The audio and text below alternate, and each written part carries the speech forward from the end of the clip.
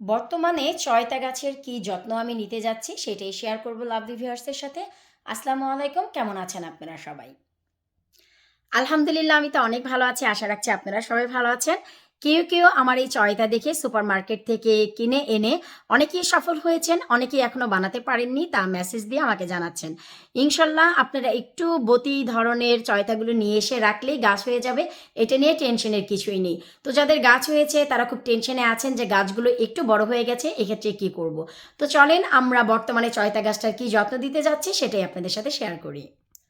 একটা জিনিস মনে রাখবা যে এই চয়তা গাছটা ডিসেম্বর মাসেই আমরা ঘরেই বানিয়ে ফেলেছি, কিন্তু এই গাছটা কিন্তু আমরা আগামী জুন জুলাইয়ের আগ পর্যন্ত বাহিরে দিতে পারবো না। সেই ক্ষেত্রে যে কাজটি করণীয়, এই যে গাছটি দেখতে পাচ্ছ, গাছটিতে বেশ কয়েকটি পাতা রেখে এই যে মাথার দিকে নয়, আমি কিন্তু এই দিকটাই ভেঙেছে ফেলবো। এই যে দেখো, ঠিক এই জায়গাটায় ডালটা কিন্তু অনেক শক্ত। তারপরে এই যে দেখো, আমি কিন্তু অনেক বড় মাথাটাই ভেঙে ফেললাম, কারণ আমার এত বড় গাছের দরকার নেই। এই গাছটাকে আমরা বাঁচিয়ে রাখবো, এখান থেকে আবারও শাখা প্রশাখা বের হয়ে যাবে, কোনো টেনশনের কিছুই নেই। ঠিক এই জায়গা থেকে আবার শাখা বের হবে। তো এই যে গাছটা এখন ছোট হয়ে গেল, আর আমি এই গাছটাকে জানুয়ারি মাসে একটু রিপোর্টিং করে দিব, আর একটু বড় পটে জানুয়ারির শেষে, একদম শুরুতেই না, শেষে রিপোর্টিং করে দিয়ে একটা লাঠিও দিয়ে দিব সাপোর্ট হওয়ার জন্য। তার সেই পটটাই আমি রেখে দিব একবারে জুন পর্যন্ত। সো বুঝতেই পারছো যে তোমরা একটু বড় সাইজের পটে, যেমন কি 6 থেকে 7 ইঞ্চির পটে যদি তোমরা রিপোর্টিং করো, সেটাই রাখতে পারবা জুন জুলাই পর্যন্ত। সাইড থেকে শাখা প্রশাখা বের হয়ে যাবে, লাঠি দিয়ে একটু সাপোর্ট দিয়ে দিলেই চয়তা গাছটা বেঁচে যাবে। আমি আগেও বুঝতে পারিনি যে আসলে চয়তা গাছের এত পপুলারিটি সবার কাছে, সবাই এই ফলটা এত বেশি পছন্দ করে, কি আর বলবো। এটা আসলে একদম থাই পেঁপে। এই সামারে আলহামদুলিল্লাহ আমি অনেক খেয়েছি, ভাজি করে খেয়েছি, চিকেন দিয়ে খেয়েছি, তরকারি করে খেয়েছি।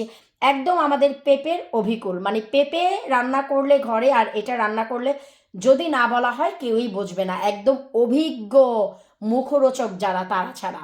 মানে আমার মতন অনভিজ্ঞর তো এটা বোঝার উপায়ও নেই, এবং আরও অনেকের কাছে এটা বোঝার উপায় নেই যে এটা পেঁপে না, এটাকে থাই পেঁপে বলা হয়, চয়তা বা চাও চাও বলা হয়। তো যাই হোক, নতুনদের জন্য বলে দিব যে যারা টেনশনে আছো, গাছটা বড় হয়ে গেছে। এই যে দেখো কতখানি কেটে ফেললাম, ঠিক এতটাই কেটে রেখে দাও। আর বেশি একটু বড় হয়ে গেলে যদি মনে করো, তাহলে ছোট পট থাকলে একটু বড় পটে পটিং করে একটা লাঠি দিয়ে সাপোর্ট করে রাখো, তাহলেই কিন্তু তোমার চয়তা গাছটা একদম বেঁচে থাকবে।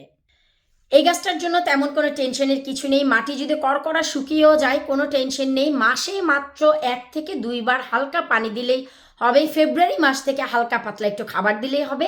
এই গাছের তেমন কোনো যত্নও করতে হয় না। তবে হ্যাঁ, এই গাছের অনেক ব্রাঞ্চেস বের হয় নিচ থেকে। অল্প কিছু ব্রাঞ্চেস রেখে সবগুলো কেটে ফেললেও হয়, কোনো সমস্যা নেই। কারণ হচ্ছে যখন শাখা প্রশাখা ছাড়বে লাউ গাছের মতন, তখনই কিন্তু এ গাছে ফলন দেওয়া শুরু করবে। তাই এই চয়তা গাছটি নিয়ে টেনশনের কিছুই নেই। আমি যেভাবে বললাম স্টেপ বাই স্টেপ যদি ফলো করো, তোমাদের গাছটাও বেঁচে থাকবে। আর যারা অনেক টেনশনে আছো কোথায় পাবা, এগুলো যেই কোনো ইন্ডিয়ান বা কি বলে আমাদের এশিয়ান গ্রোসারিতে যখন তোমরা যাবা, অন্যান্য শাকসবজির ভিতরেই দেখবে এইটা দেখতে অনেকটা বাংলাদেশে কাজি পেয়ারার মতন। তো এটা দেখলেই তোমরা বুঝে যাবা, সেখান থেকে নিয়ে এসে ঘরে লাগিয়ে ফেলো। আরও যে আমাকে ভুরি ভুরি তোমরা মেসেজ পাঠাচ্ছ বীজের জন্য, তো আমি বলবো যে আমাকে এভাবে মেসেজ পাঠিয়ে পার্সোনালি আসলে কোনো লাভ হবে না। যে ফেসবুক বা মেসেঞ্জারে তোমরা নক করছো, আমি আসলে এভাবে না। তোমরা যদি ওয়েবসাইটে গিয়ে labunikichen.co.uk ওয়েবসাইটে গিয়ে যদি অর্ডার করো, তাহলে আমার এগুলি লিস্টিং করতে সুবিধা হবে, পোস্ট করতে সুবিধা হবে। আর মেসেঞ্জারে যদি তোমরা আমার কাছে বীজ চাও, আসলে আমি কিছু করতে পারবো না। তোমাদের ডিটেলস সব কিছু না হলে আমি তোমাদের বীজটা কিভাবে পাঠাবো। আর তোমরা আমার কাছে প্রশ্ন করেছো যে আপু বাসলাউয়ের বীজ আছে কিনা। জি হ্যাঁ, এখনো পর্যন্ত বাসলাউয়ের বীজ আছে। আর খাটো জাতের শিম যেটা, সেটা অনেকেই প্রশ্ন করেছে আপু খাটো জাতের শিম কি। আসলে খাটো জাতের শিম মানে যে শিম খাটো সেটা না। খাটো জাত হচ্ছে, গাছটা হচ্ছে খাটো। আমাদের নিজের শরীরের যে আঁঠু থেকে আরো মানে 1 গিব্বা যদি উপরে ওঠো, মানে আমাদের পা পর্যন্ত, রান যেটা বলি আমরা, এই পর্যন্ত এই গাছ হবে, এর বেশি আর বড় হবে না।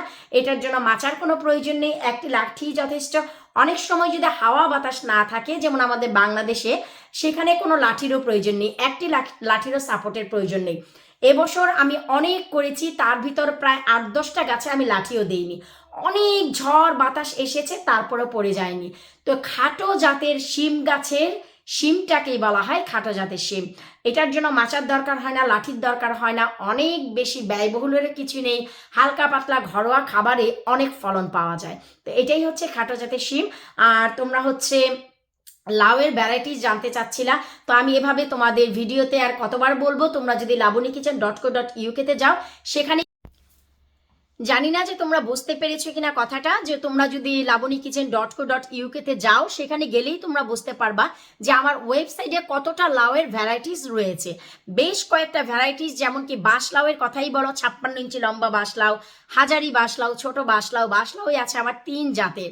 তারপর এখানে তোমার মধুমতি লাউ আছে, হাজারি লাউ আছে, আবার হচ্ছে বিন্দু লাউ আছে, সিলিন্ডার বা পেট মোটা লাউ আছে। সো হরেক রকম, মানে যেই লাউগুলো আমরা পছন্দ করি বেসিক্যালি, সেই লাউটাই আমার ওয়েবসাইটে তোমরা পেয়ে যাবা। করলার কথা বলেছে অনেকে যে গজ করলা কি, আসলে গজ করলা এই জন্যই বলা হয়, 12 ইঞ্চিতে তোমার 1 ফুট হয়, কিন্তু বাংলায় একে 1 গজ বলা হয়। এই জন্য আমার যে বীজগুলো করলার, সেটা হচ্ছে 12 ইঞ্চি থেকে 14 ইঞ্চি পর্যন্ত লম্বা হয়েছে করলা, এই জন্য এটাকে গজ করলা বা ফুট করলা নামে আমি লিস্টিং করে দিয়েছি তোমাদের বোঝার সুবিধার্থে। এরপর তোমরা অনেকেই জানতে চেয়েছো যে তোমরা যারা বীজ নিচ্ছ, অনেকেই অলরেডি বীজ নিয়ে নিয়েছ, I am very happy with this. তো তোমরা অনেকেই আমার কাছ থেকে গিফট পাচ্ছ শিমের বীজের, মিক্সড শিমের বীজ আমি তোমাদের গিফট করছি। তো অনেকেই প্রশ্ন করেছে যে আপু এখানে কি কি জাতের শিম আছে। আসলে মিক্সড যেহেতু, এখানে অনেক ধরনের আমাদের বাংলাদেশের শিমটা রয়েছে, যেমন কি ঘিয়া শিমের বীজ আছে, সাদা শিমের বীজ আছে, এখানে আছে হচ্ছে গোয়ালগাদা শিমের বীজ আছে, তো রূপবান সিমের বীজ আছে, সব কিছু মিলিয়ে না মিক্স করে আমি তোমাদের একটা গিফট হ্যাম্পার দিয়ে দিচ্ছি। এটা পেয়েও তোমরা অনেক খুশি, এমনকি লাউয়ের বীজও দিচ্ছি আমি, হরেক রকম বীজ মিলিয়ে চাল কুমড়া শসা থেকে শুরু করে সব দিচ্ছি। তো তোমরা যদি গাছগুলো লাগাও, ফলন বের হলেই তোমরা বুঝতে পারবা এটা হচ্ছে রেগুলার যেটা আমরা খাই সেই ধরনের জিনিসের বীজ আমি দিব। যেটা আমরা খাই না, যে শিম আমরা চিনিও না, সেটার বীজ আমি তোমাদের দিব না, ঠিক আছে? তো যাই হোক, তোমরা যদি একবার নজর রাখো ওয়েবসাইটে, আবার অনেকেই বলছো যে আপু আমরা চারা কবে থেকে কালেক্ট করব, labunikichen.co.uk-তে নজর রাখলেই বুঝতে পারবা কোন মাস থেকে আমি চারা দেওয়া শুরু করব। আর ইনশাল্লাহ জানুয়ারি মাস চলে আসতে যাচ্ছে, আর মাত্র 3 দিন আমাদের আছে। জানুয়ারি 10 তারিখ থেকে আমাদের শুরু হবে বীজ বপন করা। So keep watching my channel, labunikichen.co.uk-তে যাও আর সেখান থেকে বীজ কালেক্ট করে ফেলো। বীজ বপনের সময় হয়ে গেছে, ডেফিনেটলি তোমরা মানে হরেক রকম মরিচ, হরেক রকম টমেটো এবং হরেক রকম বেগুনের বীজটা সবার আগে কালেক্ট করো। আল্লাহ হাফিজ। স্বার্থপর মানুষের মনে অতীতের কোনো স্মৃতিই থাকে না। যে দিনগুলোতে আপনি তাদের পাশে ছিলেন, যে ভালোবাসাটা নিঃস্বার্থ ছিল, স্বার্থপর মানুষের কাছে এসবের কোনোই মূল্য নেই।